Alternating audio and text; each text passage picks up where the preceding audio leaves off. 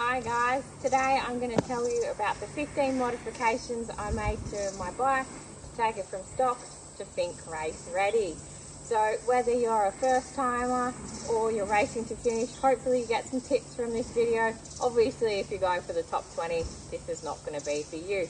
But guys, I approached my first Finke like a research project. I'd only been racing for less than 2 years. And so I approached all the riders that I could for advice and tips. And I want to say a big thank you to them for all the tips that have got me to where I am today. So I've had 2 finishes from 2 Finkes. My other bike is in storage thanks to living on the road. But yeah, I will share with you these mods. And I also want to say a really big thank you to my sponsors. Now, any of the brands that I talk about today, they are not paying me for this video, so you know you've got some unbiased content. Okay, so I'm going to start by covering the 4 absolutely essential items and then we'll go into the other mods. Alright, so the first one is your steering damper. Now the reason you have a steering damper is because it actually makes your bars move side to side more slowly, which holds your bike straight, and that means you're less likely to have tank slappers and you can ride more safely in the whoops. So I'm running a Scott's damper. It's up to you what brand you go for. And these dampers, you do need to budget for them. They're about $1,000. You can get one secondhand, but if you do, you might need to service it, the oil and the seals. Another thing to take note of is these bar mounts. So I'm running over bar mounts, which do raise the height of my handlebars. Different dampers, you can have the option of under bar mounts.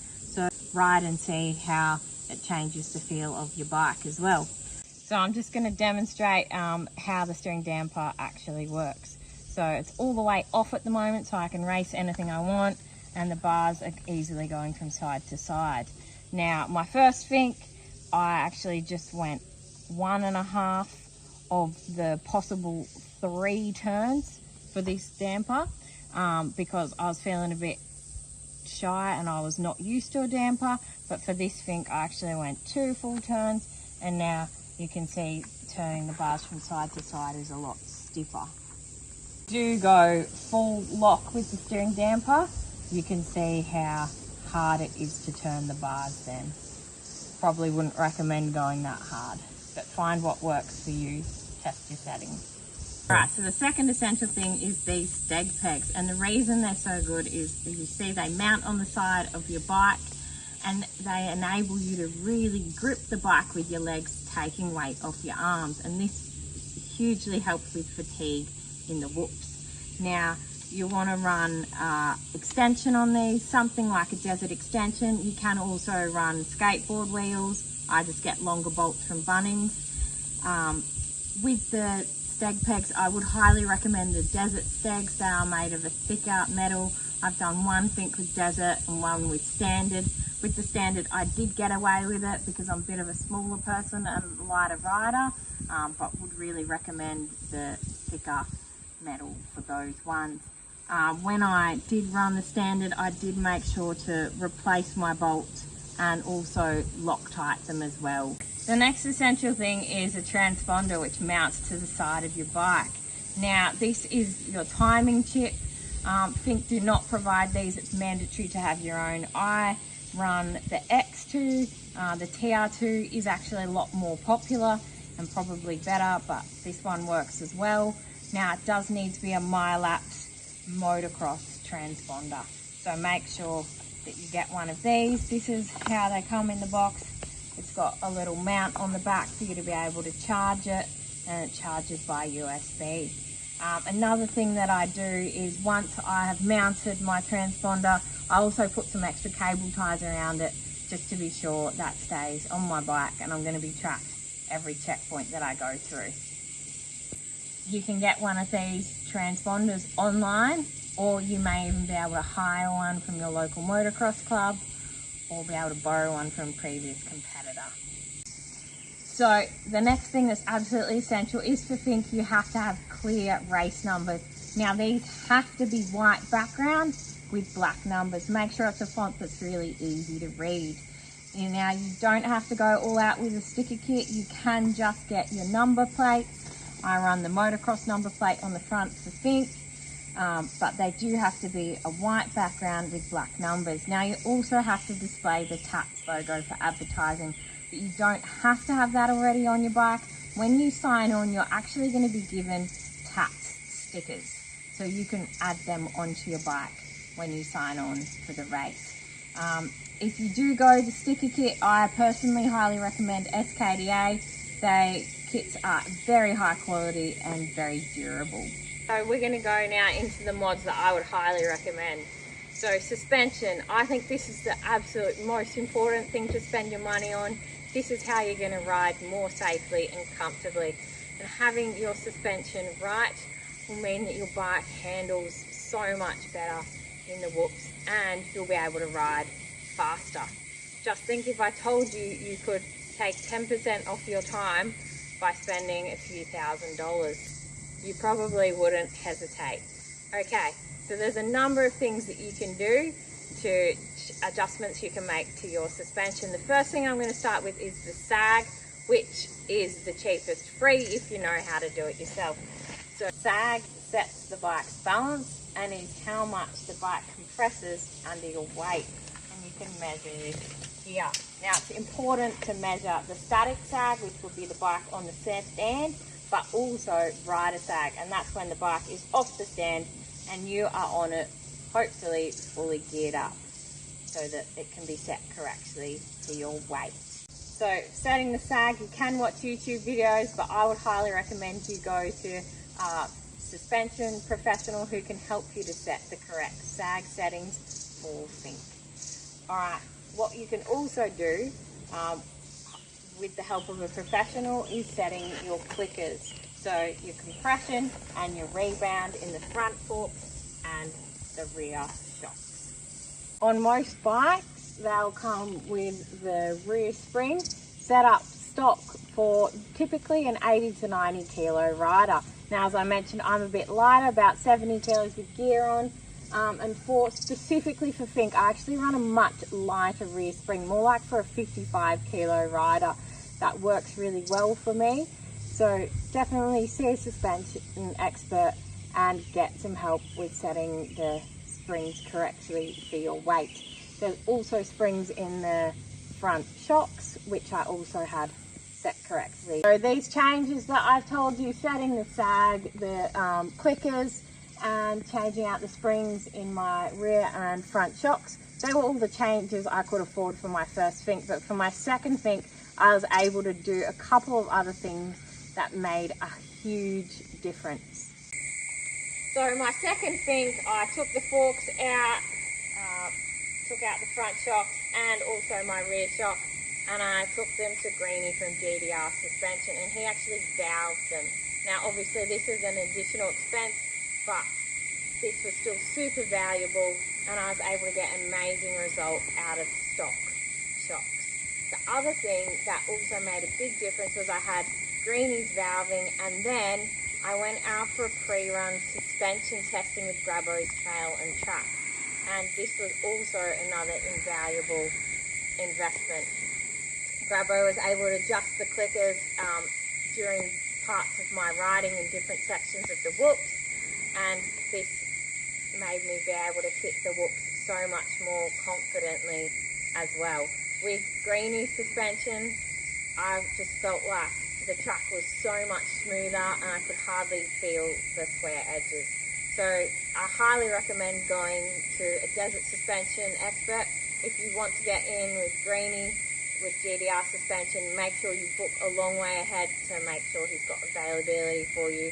And if you can, book in a pre-run with Grabbo's Trail and Track. Alright, so this adjustment to your bike is pretty much free. This is about the setup of your wheelbase, and we're going to extend the wheelbase. What this does is makes your bike more stable in the whoops.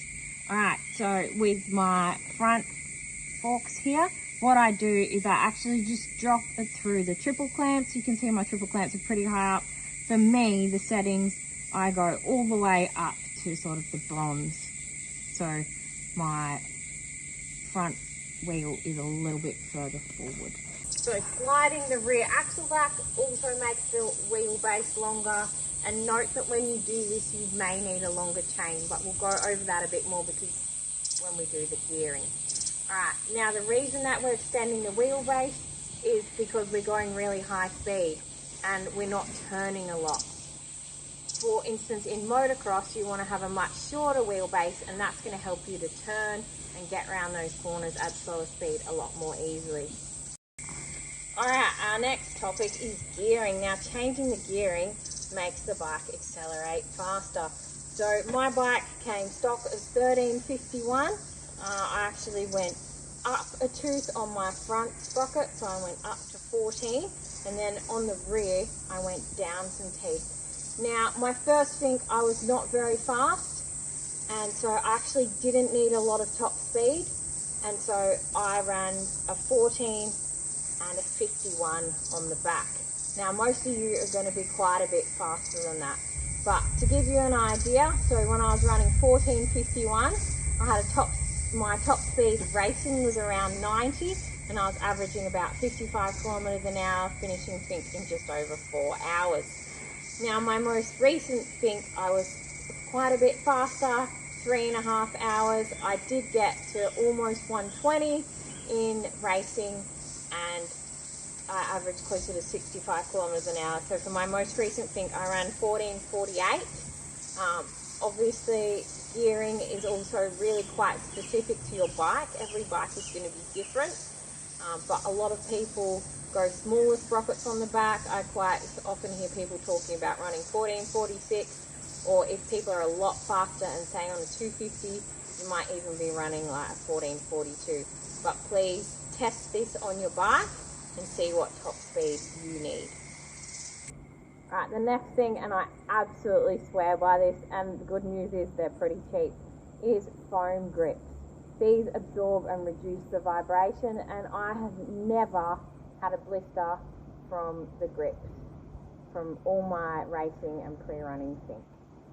So that's my recommendation. If you do get foam grips, make sure you get thin foam grips. If you get thicker foam grips, you're likely to get arm pump. Also, grips is very much personal preference. A lot of people have also loved the waffle grips or soft rubber compound. So again, test it out and see what you love. So the seat. Now a lot of people run a desert seat. Look, if you can afford a desert seat and you're an average or a taller person, absolutely go for it. But for me, I'm a shorter rider. I am concerned that having the extra height, that foam is actually just going to kick my bum in the whoops, and that's the last thing that I actually want to happen.